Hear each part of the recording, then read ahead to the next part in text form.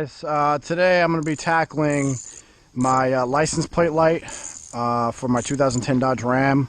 So what I did was I upgraded the lights to LED. That way they're much brighter at nighttime. Overall, it's way better than just the regular standard bulb. But what I've noticed after a while, the license plate light will flicker. And to me, the way the LEDs work, since the truck thinks that the LEDs aren't using enough power, it tries to shut it off, so it keeps like flashing. So I'm going to attempt to do is just put a resistor on it and see if it makes a difference, because I've already replaced the bulb like twice with other LED bulbs and it's doing the same exact thing. So it's not the bulb, it's got to be something else. I think if I put a resistor on it, it'll fix the problem. So I'm going to show you guys how to do that. First things first, I'm going to pop the hood and then disconnect the battery. So right here, and I have my 10 millimeter socket or ratchet. So I'm gonna disconnect the negative. Okay, I'm just gonna tuck that down. So let's see if this makes a difference. Let's see. Alrighty. Okay. Okay. Here is the LED bulb, and we're gonna see if we can tap into this. I'm gonna fast forward here, but I spent a few minutes trying to unravel the wire loom and electrical tape from the factory so I can gain access to the wires for the license plate light. I'd recommend getting a razor blade. At first I was trying to use some strippers and just kind of like pull it away piece by piece, but then I decided to get a razor blade and cut through the stuff. And of course you want to be careful. You don't want to cut your fingers or anything like that. So carefully working to get rid of all the electrical tape and then freeing the wire from the wire loom.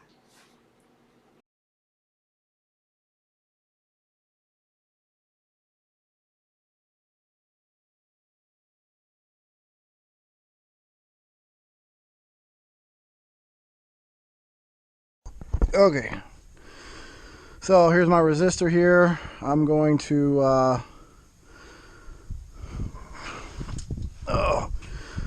splice it in. So I'm going to fast forward here once again, and all I'm doing is taking my wire strippers and removing the plastic sheathing from the resistor, as well as the wire harness from the truck itself. I'm going to be extra careful to not damage the wire, so I'm just going to work very carefully, and then once I have enough wire to wrap it around, that's what I'm going to do. I'm going to wrap it around and then use some electrical tape to cover it up. So I'm going to do that for both wires. The resistor, doesn't really matter which wire goes to what, as long as one goes to the other.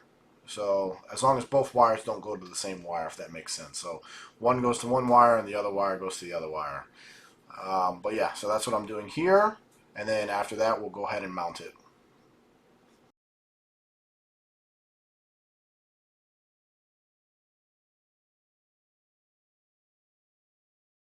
So this is all put in, and so these resistors get like ridiculously hot. So you're gonna want to mount them to metal. I'll be honest with you, I should have mounted the wires back over here. That way I can mount it to this instead. But I'm gonna attempt to mount it here. This is metal. So we're gonna see what happens. But I have my drill bit here. So what I'm using here is a 9/64 drill bit. I made just a small hole. That way my self-tapping screw can take hold. And I just want to let you guys know that I'm actually not screwing this to the bumper. It might kind of look like that. There's actually like a metal bracket that I believe attaches to the bumper, and then the metal bracket attaches to the frame somehow. But I'm definitely not using it to attach it to the bumper itself. It's a different metal piece. So don't worry about that. But again, you want to mount this to metal because it gets extremely hot.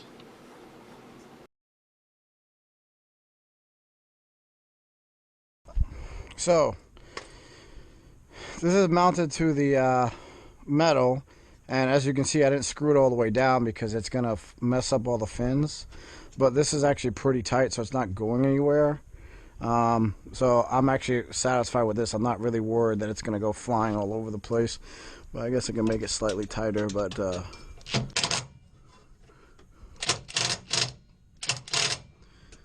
it'll work. Alright, cool. So that's how you install your resistor. It doesn't really matter which line of the resistor goes to whatever wire. Doesn't really matter at all, as long as one goes to one and one goes to the other. Make sure you don't mount this to plastic because it will melt it immediately. So don't do that. Make sure you're mounting it to metal. And even though I didn't screw this all down all the way, this is actually still pretty good because it's not moving anywhere. So yeah, we're gonna see if that fixes my problem. And then, so let me reconnect the battery and see what happens.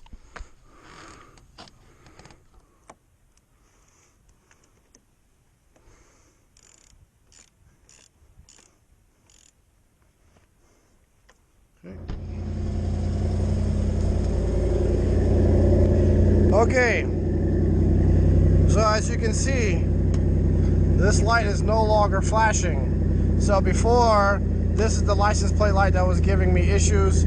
This one was fine. This one was just staying the way it is. This one was just flashing non-stop like crazy. I replaced the bulb twice. It didn't make a difference. I just added that resistor on it, and now it's completely like illuminated. So I'd say that fixed my problem. I'm glad I did that.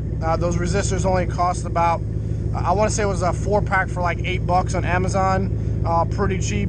So that's it for that job. Again, I'm Chris, the DIY technician, and I'll talk to you guys later.